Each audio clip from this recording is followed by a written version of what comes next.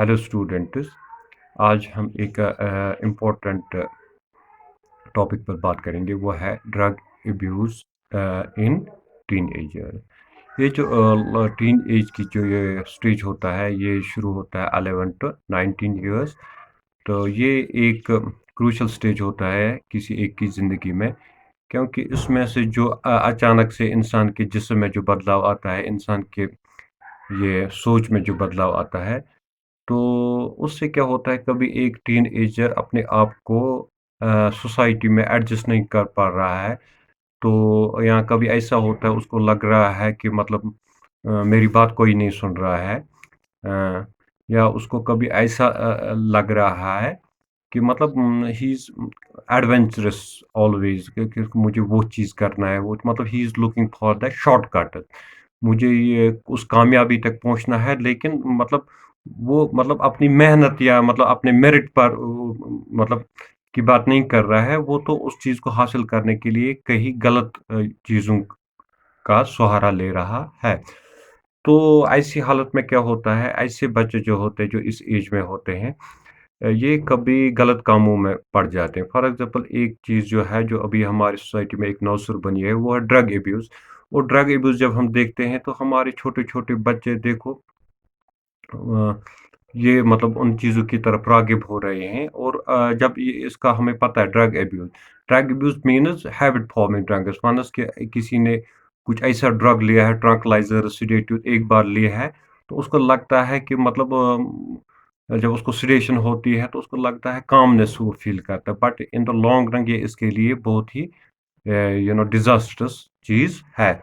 तो जैसे कि मैंने बताया, ऐसे रीज़न्स हो सकते हैं।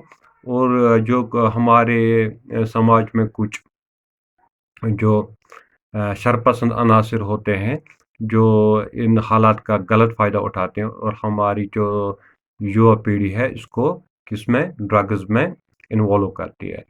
तो यहाँ पर हमें ये चीज़ देखना है, इस ड्रग्स से क्या होता है इन टीनेजर्स पर।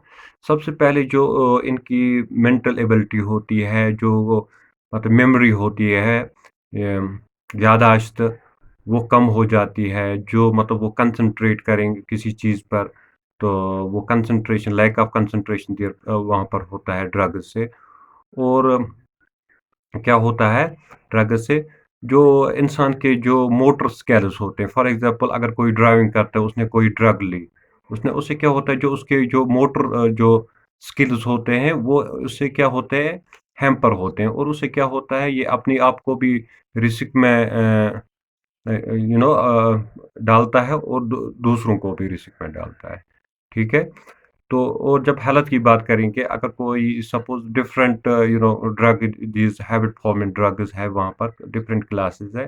तो हमें इस लेवल पर अब ज़्यादा डीप होने की ज़रूरत नहीं है।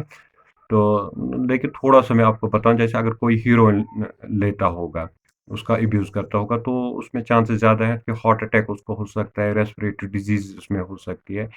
इसी तरह अगर कोई ओपाइड्स, जो ओपियम के डेरिवेटिव्स हैं, तो उससे क्या होता है, तो उससे उससे क्या होता है, रेस्पिरेटरी प्रॉब्लम होती है, और वो साइकोसिक कंडीशंस उसमें, शाइज़ोफ्रेनिया जैसे होता है, हैलुसिनेशंस, उसमें ये प्रॉब्लम होती है।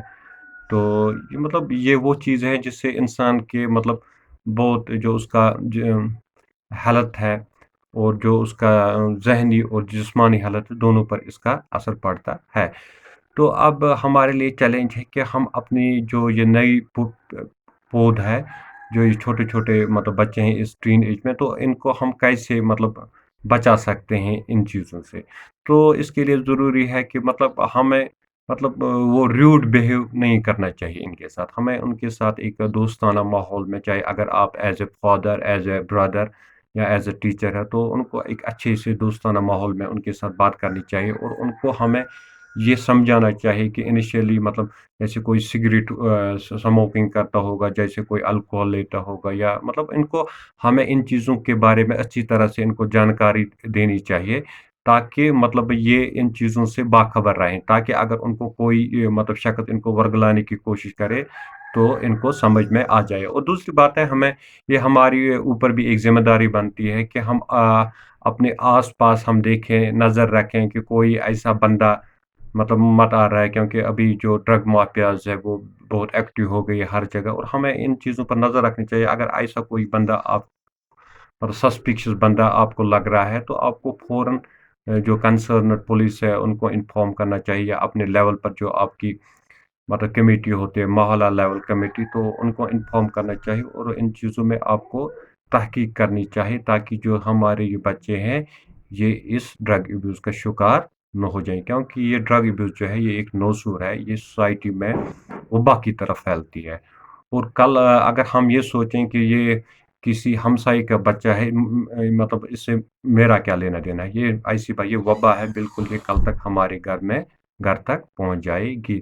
اس لیے کہ اس وبا کو ہمیں پھیلنے سے پہلے ہی اس کا قلع قمع کرنا چاہیے ایز اے ریسپانسبل سٹیزن۔